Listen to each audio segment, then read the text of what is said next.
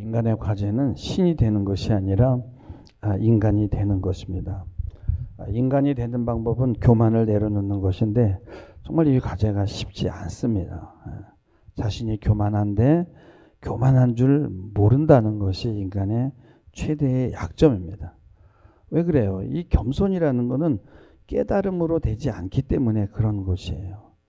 방법은 몸이 낮아지는 것인데 그렇다고 적당히 낮아져서는 절대 또 겸손을 배울 수가 없습니다.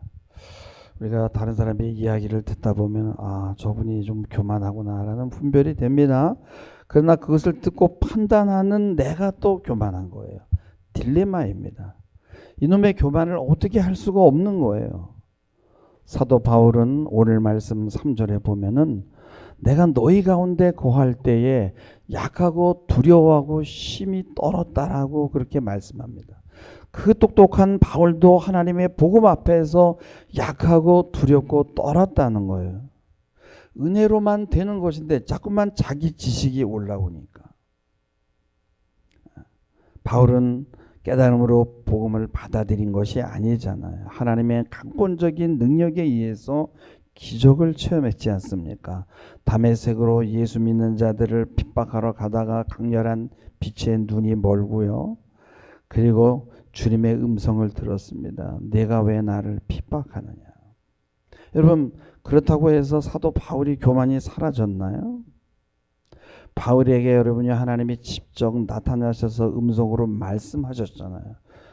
그러면 영적 교만이 또 들어올 수가 있어요. 그러나 바울은 순례 전도사를 하면서 여기저기 다니면서 많은 교회를 세우는 과정에 수많은 고난과 환난을 당하면서 복음의 비밀을 더 깊이 체험할 수 있는데 낮아지면 낮아질수록 더 은혜 속으로 깊이 들어가더라는 거죠. 바울은 고린도에 오기 전에 그리스의 그 아테네에 파르테논 신전이 있습니다. 그 신전이 마주 보이는 아레바고 언덕이라는 곳이 있는데 아테네시가 한눈에 쫙 보이죠. 돌로 된 조그만 언덕의 산인데 워낙에 사람들이 거기 많이 이렇게 이제 이런 어떤 성지가 돼서 올라오다 보니까 돌이 막 반들반들합니다. 바울이 그곳에서 스토아 학파와 에피쿠로스 학파의 추종자들을 만나서 복음을 증거하기 위해서 이 변론을 했던 곳이죠. 여러분, 바울도 지식이라는 면에서는 남에게 뒤지지 않는 사람입니다. 근데 여러분, 그들에게 복음이 들어가지 않는 거예요. 바울은 여기에서 지식이나 이성으로 복음이 전달되는 것이 아니라는 것을 깨달았습니다. 그래서 고린도전서 1장 27절 28절 보면은 하나님께서는 세상에 미련한 것들을 택하사 지혜 있는 자들을 부끄럽게 하려 하시고 세상에 약한 것들을 택하사 강한 것들을 부끄럽게 하려 하시며 또 하나님께서 세상에 천한 것들과 멸시받는 것들과 없는 것들을 택하사 있는 것을 패하려 하신다라고 말씀합니다. 오늘 읽은 이 고린도전서 2장 1절에서 5절의 말씀은 십자가의 도가 세상 지혜와 다르고 미련한 것임을 입증하는 바울의 간증문이에요. 심지어 바울은 2절 말씀에 보면은 십자가에 못 박히신 것 외에는 내가 아무것도 알지 아니하기로 작정하였다고 말씀합니다. 이 작정이라는 말에는 어떤 확고한 의지와 결의가 들어간 것이에요. 어떤 경험을 통해 확고하게 체험한 것이 있어서 다시는 그렇게 하지 않겠다는 그런 부정적인 의미가 있는 거예요. 난 다시는 그 짓은 안 해. 그냥 나온 말이 아니라 자신의 체험이고 신앙의 고백이라는 거예요. 그리스도가 십자가에 못 박힌 것 외에는 아무것도 하지 않기로 작정했다는 말에는 십자가 외에 다른 것을 자기가 사용해 보았더니 아무런 효력이 없더라는 거예요. 그래서 심지어 십자가 외에 다른 것들은 배설물로 여기겠다고 하지 않았습니까? 그럼 사람은 자기가 아는 것이 있으면 튀어나오게 되어 있습니다. 자기가 아는 것으로 십자가의 도를 설명하려고 했지만은 그때마다 실패했었다는 거예요. 그 아레오파고 언덕에서 그리스의 지식인들과 변론을 하면서 체험한 것 아니에요? 자기가 아는 지식과 이 상식은 복음을 전하는데 그리 유용한 것이 되지 못하더라는 거예요. 그래서 5절에 이렇게 고백합니다. 너희 믿음이 사람의 지혜에 있지 아니하고 다만 하나님의 능력에 있게 하려 함이라. 자신이 체험한 것을 지금 고린도 성도들에게 전하는 거 아닙니까? 솔로몬은요, 모리아산에서 여호와의 전을 건축합니다. 그것은 아브라함이 이삭을 드렸던 순종의 장소예요. 다윗이 하나님을 의지하지 않고 백성의 수와 인간의 힘을 의지하는 교만으로 인해서 이스라엘이 전염병의 심판을 받지 않습니까? 그 오르난의 타작마당, 이거 모리아산이 오르만의 타작마당이거든요. 거기에서 다윗이 속죄제와 화목제를 드리는 제단을 쌓음으로 심판이 멈추었던 은혜의 장소입니다. 이것은 예수 그리스도로 말미암아 택한 백성에 대한 하나님의 진노가 멈출 것을 상징하는 거예요. 그곳에 하나님의 성전이 세워졌습니다. 근데 이 성전에는요, 두 기둥이 있습니다. 하나는 야긴이고 하나는 보아스예요. 야긴은 뭐냐면 그가 세우신다는 것이고, 보아스는 그의 능력이라는 뜻이에요. 그리고 하나님의 성전은 그분의 능력으로 그분만이 세울 수 있다는 거예요.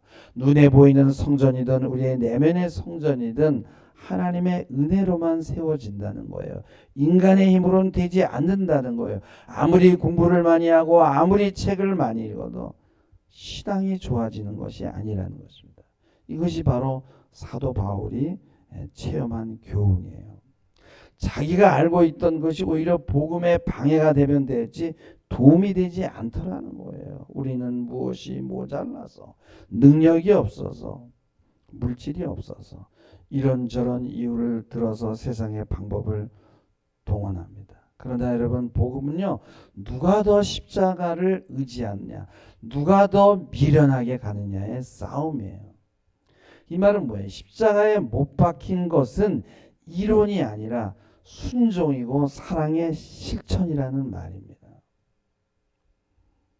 복음을 전하는 것은 능력이 없어서, 지혜가 없어서 못하는 게 아니라 뭐냐면 사랑이 없어서라는 거예요. 여러분, 근데 사랑은 진짜 미련하고 단순해요.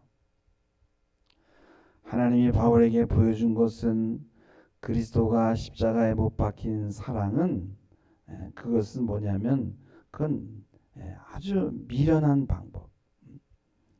그것은 아주 굉장히 미련하다라는 거죠. 이 십자가 살아봐요. 타인을 위해서 자신을 희생하는 거예요. 그건 이론이 아니에요. 십자가는 뭐예요? 죽기까지 내려가는데, 이거는 아무리 이론으로 설명을 해도 설명이 되지 않고 삶으로, 실천으로만 보여줄 수 있는 거거든요. 그래서 오늘 2장 1절에 보면은요, 내가 너에게 나가 하나님 말씀을 증거할 때 말과 지혜의 아름다운 것으로 하지 않는다는 거예요.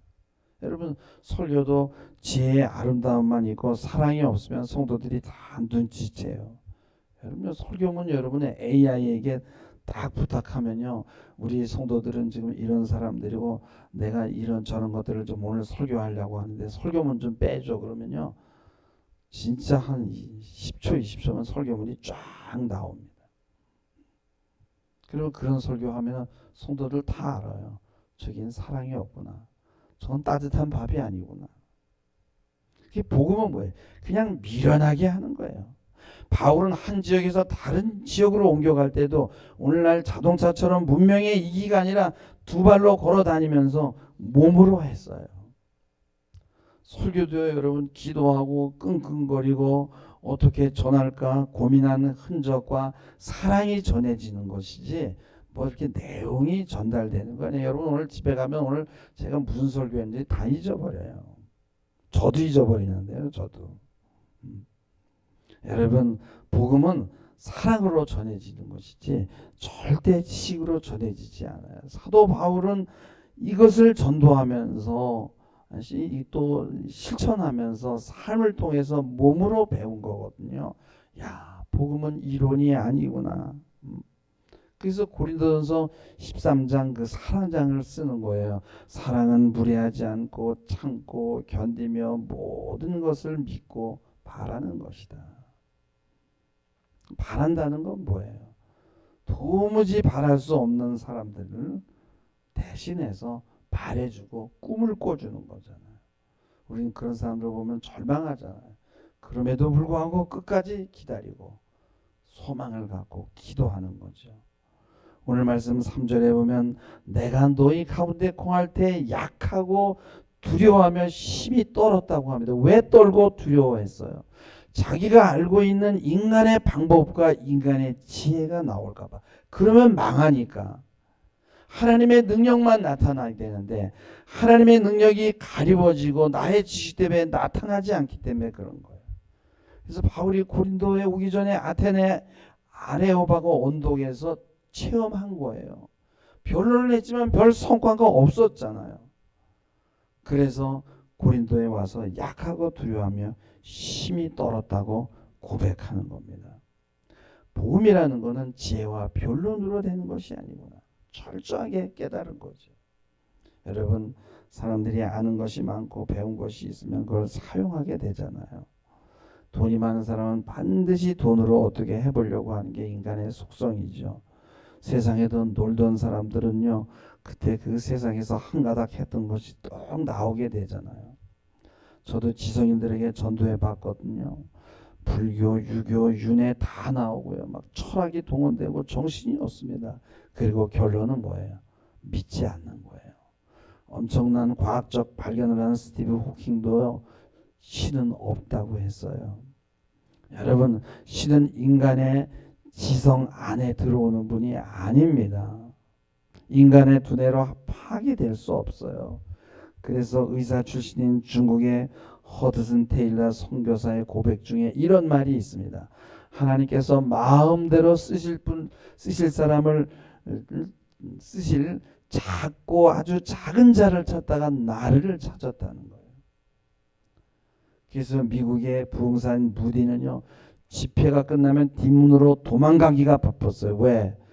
혹시 칭찬받을까 봐. 칭찬받으면 하나님의 영광을 가리게 되니까 몸둘 바를 모르는 거예요. 그래서 도망을 간 거예요. 오직 하나님의 사랑의 능력만이 역사를 이룹니다. 죄사함을 얻게 하는 예수 피의 권능은 절대 문자로 전달이 되지 않는다는 거예요. 우리는 제가 지금 설교할 때도 물론 언어를 사용합니다. 전도할 때도 여러분요, 그 말 때문이 아니라 행동하고 순종할 때 나타나는 하나님의 능력 때문이에요. 여러분요, 우리가 다른 사람에게 복음을 얘기할 때 그들은 교회에 걸려있는 십자가를 보지 않고 그 십자가로 손가락으로 가리키는 그 사람을 보게 되는 거예요. 옛날에 제가 출판을 하신 분을 알고 있었는데 이분이 만화로 된 성경을 출판해야 되겠다. 그래서 저한테 성경을 좀 가르쳐 달라는 거예요. 그래서 야, 복음을 전할 수 있는 좋은 기회구나 하고 이분을 진짜 굉장히 여러 차례 만나서 성경을 창세기서부터 요한계시록까지 그 역사와 그 구속사들을 쫙 이렇게 가르쳤어요. 만날 때마다 기도하고 시작하고요. 마칠 때도 기도하고 마치고. 이분이 굉장히 지적인 사람인데요. 책도 그래서 만화책이 잘 나왔어요. 성경에 대해. 근데 결과는 뭐냐? 예수를 믿지 않는다는 거예요. 복음을 알게 되면 믿는 줄 알았는데 안 되더라 이거예요. 성령의 능력이 아니고는. 그래서 믿음은 신비고 십자가도 신비고 부활도 신비예요. 근데 이 신비를 알 수 있는 방법은 오직 한 가지인데 뭐냐? 그것이 사랑이라는 거예요. 우리가 여러분 자녀를 낳을 때 배가 아파서 난 고생이 없고 그냥 편하게 낳고 자녀가 나와서도 저절로 알아서 착착 잘 커주고 아프지도 않고 아무 문제 없이 자라준다면은 서로 자녀를 낳으려고 할 거예요. 그러나 희생해야 되고요. 사랑을 무한히 퍼부어야 되니까 너무 힘든 겁니다. 예. 하나님이 십자가의 사랑으로 우리를 사랑하신다는 건요, 자녀를 키워본 사람만 조금 이해할 수 있는 거예요. 조금. 그래서 오늘날에는 여러분요, 그래도 옛날 사람들이 그 예수 믿는 사람들이 많았고 교회가 부흥되고 지금은 자꾸 교회가 줄어드는 이유는 뭐냐면 그 사랑을, 그 부모의 사랑을 경험해 본 아이들이 점점 줄어들기 때문에 그런 거예요. 이 십자가의 신비를 지혜로 설명하려고 하면요, 다 이단이 되는 거예요. 초대교회는 이 말시온이니 뭐 에비온 학파니 그래서 다 이렇게 지식으로 이 복음을 알려고 해요. 이게 뭐냐면 영지주의라는 거예요. 예. 전달이 안 된다고 이성적으로 어떻게 해보려고 하면 그때 이단이 되는 거예요. 십자가의 사랑 외에는 무엇을 첨가하면 안 된다라는 거예요. 십자가는 뭡니까? 목숨까지 내어주는 사랑이지 지식이 아니란 말이에요. 이거 절대 머리로 이해될 수 있는 것이 아닙니다. 하나님의 섭리를 그 좁은 머리로 이해하려고 하니까, 이 초이성적인 것을 이성으로 이해하려고 하니까 하나님을 알 수가 없게 되는 겁니다. 4절 말씀에 보면 내 말과 전도함이 설득력 있는 지혜의 말로 하지 아니하고 다만 성령의 나타나심과 능력으로 하여. 그럼 어떨 때 성령이 나타나냐? 사랑의 마음으로 순종할 때. 그 순종은요, 실천하면서 기다리고 인내하면서 자신을 희생하는 거예요. 늦는다고 화내지 않고 끝까지 기다리며 참고. 여러분, 그 사랑을 받아본 사람은 혹시 압니까? 죽는 순간에 회개할지. 여러분, 우리의 유혹은 무엇이에요? 십자가 외에 어떤 것을 동원하려는 욕망이에요. 사도 바울도 십자가 외의 것을 동원해 봤는데 안 되더라는 것을 체험했거든요. 사랑은요, 미련하게 십자가를 붙들고 기도하고 사랑하는 것이에요. 그러면서 성령의 능력을 체험하는 거예요. 세상 지혜는 요리조리 세상 지혜를 동원하는 것이죠. 여러분, 인생은 두 가지 선택밖에 없습니다. 내가 살려고 날마다 영광의 주를 십자가에 못 박거나 주님의 십자가를 증거하기 위해서 내가 날마다 죽거나. 여러분, 엄마가 나를 사랑하는데요, 나를 불러다 놓고 뭐 사랑이 어쩌고 저쩌고 로고스가 뭐 어쩌고 저쩌고 하나요? 근데 우리가 지금 그러고 있거든요. 저도 지금 그러고 있고요. 과거 부모들은요, 그냥 자식을 먹여 살리려고 열심히, 저는 오남매인데 그냥 5놈을 하루 3끼 먹이려면요, 그 떼거리 구하는 게 보통 큰일이 아니에요. 여러분, 참새는 어미가 먹이를 물어오면요, 그냥 서로 먹겠다고 짹짹거리면 자기만 살겠다고 난리 법석을 부리잖아요. 그래서 사랑이라는 것은 뭐냐? 당신은 입지도 못하고 먹지도 못하면서 자식은 열심히 먹이는 거예요. 그러면서도 잘 먹이지 못해서, 내가 내 새끼를 잘 먹이지 못해서 제대로 크지 못했구나, 미안하게 생각하는 거예요. 사랑은 그런 겁니다. 그 대장금의 드라마를 보면은요, 제가 요즘에 그 유튜브에 보니까 몰아보기가 있더라고. 그래서 한번 좀 봤어요. 거기 보니까 은여 장금이 생명을 내어놓는 그런 게임을 합니다. 데뷔마마에게, 내가 데뷔마마가 몸이 아픈데 치료를 안 받는 거예요. 제가 만약에 수수께끼를 내서 데뷔마마가 그것을 알아맞히면 저는 생명을 내놓고, 데뷔마마가 그거를 못 맞추면은 저에게 치료를 받아야 됩니다 하는 내기를 하는 거예요.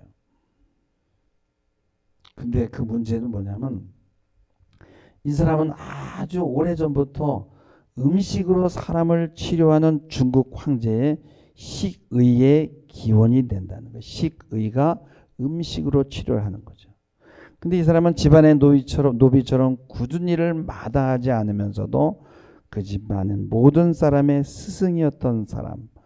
그가 있을 땐 천하가 산이요 그가 사라지면 천하는 눈물바다라 하는데 이 사람이 누구냐 이거예요. 여러분 한번 생각해 보세요. 누군가요? 네, 답은 어머니입니다. 어머니는 자식이 혹 병들까 무엇을 먹어야 나을까 밤낮으로 살피는 사람이에요. 어머니는 굶더라도 자식에게 먹이고 힘들더라도 자신의 병쾌를 빌며 자신보다 자식을 먼저 살핍니다. 어미는 뭐예요? 자식의 노비예요.